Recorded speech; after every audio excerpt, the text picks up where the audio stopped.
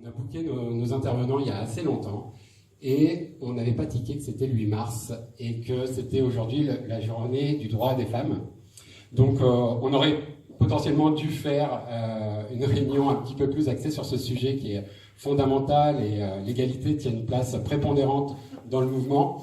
On se rattrapera, je pense, pendant l'année et on fera du coup une piqûre de rappel à tous ceux qui n'ont pas compris que l'égalité était importante, mais à un autre moment. Lers, pardon. D'un livre qui est très intéressant, qui est paru en 2017, qui s'appelle « Ça chauffe dans nos assiettes ». Et donc, tu nous parles, tu es un grand connaisseur de la question, tu sais un peu ça, mais il y en a tous les ans. Et la COP22 avait lieu à Marrakech. À Marrakech, voilà. Alors, en passage, puisque tu dis ça, pourquoi 21, pourquoi 22 ? C'est parce que ça fait 21 ans, 22 ans, et maintenant 23 ans que ça dure. Donc, les négociations se passent au niveau international. À Paris, on est très fiers parce qu'il y a un accord qui a été signé. Mais en gros, ça discute beaucoup, ça négocie énormément, mais au niveau de l'action, ça reste quand même assez limité. Et le diabète et les maladies métaboliques sont directement liés à l'alimentation et à la nutrition. Directement liés, pas seulement à l'alimentation, à la nutrition, mais l'alimentation, la nutrition sont des facteurs importants dans la survenue de ces maladies. En réalité, les facteurs sont de deux types. Il y a des facteurs individuels qui contribuent à ces maladies, consommation de tabac, consommation d'alcool, sédentarité, maladies chroniques non transmissibles, c'est trois types de maladies, les cancers, les maladies cardiovasculaires et obésité, maladies métaboliques, sont à la fois liées à nos comportements individuels et à l'environnement collectif que nous fabriquons tous ensemble. C'est encore en ça que la santé est politique et que l'alimentation est importante. Le langage des industriels, le langage des chimistes, le langage des agriculteurs, le langage des restaurateurs, vous l'avez dit vous-même, ou le langage des consommateurs n'est pas le même. Donc il y a une vraie question à traiter démocratiquement et c'est pour ça que le débat tel que celui que vous organisez, je trouve que c'est tout à fait intéressant et tout à fait important pour qu'on en parle ensemble. Depuis plusieurs décennies, il y a 850 millions de gens qui crèvent la faim dans le monde. Ça n'a pas bougé d'un iota. Mais ce qui me paraît encore le plus aberrant, c'est que l'immense majorité de ces gens qui crèvent de faim sont des agriculteurs. Cherchez l'erreur. Moi, dans ma jeunesse, l'agriculteur, s'il y en avait un qui n'allait pas crever de faim, c'était bien l'agriculteur, parce qu'il avait sa ferme, il produisait, et puis il vivait des produits de sa ferme. De faire partie d'une commission menu dans le lycée dans lequel je travaille, c'est juste affreux. Moi, quand je regarde les menus, je suis effarée. C'est-à-dire que dans un menu, on va avoir des protéines animales à chaque plat. Ça va commencer par les concombres, à la crème, et puis après il va y avoir la viande ou le poisson, puis après il va y avoir un fromage et comme dessert un laitage. Voilà. Et moi je vois aussi des menus où la viande c'est des raviolis et le légume et ce sont des pâtes. Donc, enfin, c'est effrayant. Enfin, alors quand je discute avec le cuisinier, il me dit oui, mais on a des prescriptions, on peut pas faire ci, on peut pas faire ça, etc. Mais c'est effrayant. C'est pas ces menus. Là qu'il faut aller, c'est sur ce terrain-là, c'est eux qui vont faire changer la bouffe, qui vont faire changer notre société en termes alimentaires. Parce que nos gamins, ils sont nourris pendant 15 ans par ces gens-là.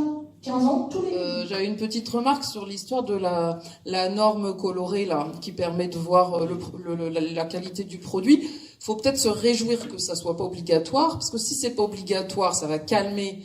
Si c'est pas obligatoire, mais si ça reste justement une démarche volontaire de la part des gens qui le font, bah, au moins cette information sera bonne et elle sera pas contournée, puisqu'elle sera faite par ceux qui sont de bonne volonté, avec des bonnes intentions, pour justement informer en vrai, quoi. Parce que sinon, c'est vrai que les industriels, le jour où ça devient obligatoire, ils savent très très bien comment faire pour contourner le machin. Et moi, je suis assez d'accord que c'est à l'État d'imposer que la bouffe, partout d'ailleurs, dans les écoles, dans les maisons de retraite, dans tous les lieux publics, soit de qualité, quoi. Point barre. Il y a pas, c'est pas compliqué quand même. Je veux dire, ça peut être le boulot. Enfin, on espère. Enfin, ça devrait, et on peut espérer en tant que tu veux dire qu'il faudrait qu'il y ait un mouvement politique qui naisse pour essayer de mettre en place des responsables politiques qui sont conscients de ce genre de choses. Voilà, par exemple. Voilà. Bon. Enfin, je suis assez étonnée qu'en effet, ça soit pas plus simple, quoi. Parce que c'est une telle évidence qu'au moins chez les enfants, ils puissent bien bouffer, puis qu'après, ça continue au collège, éventuellement au lycée, puis éventuellement quand ils sont étudiants, puisque après, c'est le reste tout nu et ils ont pas de fric. Voilà. Ok, alors est-ce qu'on a une autre question? Au fond de la salle, on a une question. Et on en aura une à gauche. Une après là-bas. Oui, moi, il y a une question que je me pose et que j'aimerais bien vous poser, c'est celui de la culpabilité. Dans la mesure où, dans une certaine mesure, on parle de bons produits, on parle de bonne alimentation, on parle de bonne distribution, on parle de tas de choses comme ça, et tout ça, ça a une composante très culpabilisante.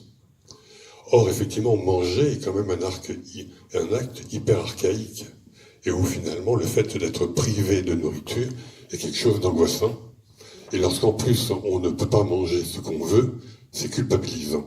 Et je ne suis pas sûr, et je ne suis pas du tout sûr, qu'effectivement, en reportant sur l'éducation, on ne fasse pas simplement reporter sur nos enfants notre propre culpabilité. Je vous remercie, madame, pour votre question, parce que ça va me permettre de conclure.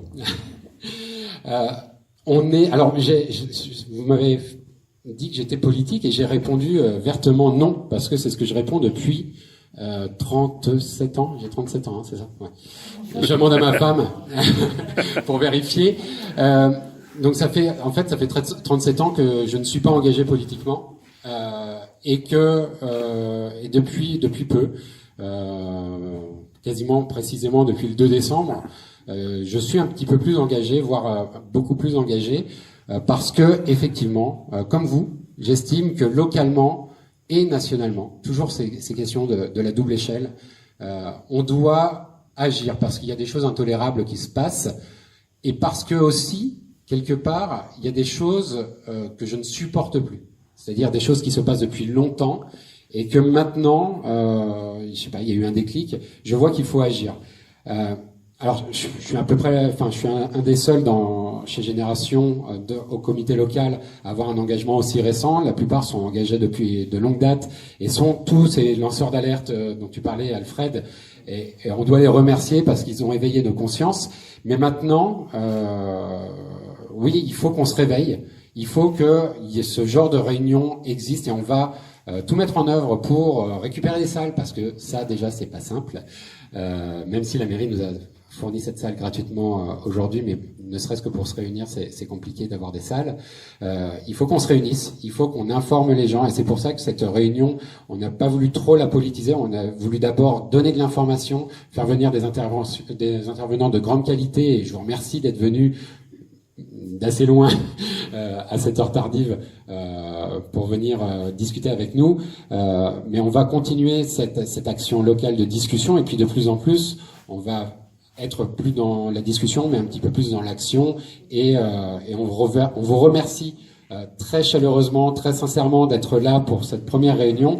On va continuer, et on espère que vous serez à nouveau là, et puis pourquoi pas, ce sera la petite seconde pub, nous rejoindre. Vous avez des flyers qui étaient sur vos chaises, il y a les adresses, il y a le site Facebook, enfin la page Facebook aussi, sur laquelle on sera de plus en plus actif. Donc rejoignez-nous si vous le voulez, sinon continuez à venir à ces réunions, on continuera de vous informer, et le plus sincèrement possible. J'espère que c'est ce qu'on a réussi à faire aujourd'hui, et que vous en êtes contents. Je voudrais aussi qu'on remercie une dernière fois par vos applaudissements nos deux intervenants et les organisateurs de la soirée qui sont partis. Merci beaucoup.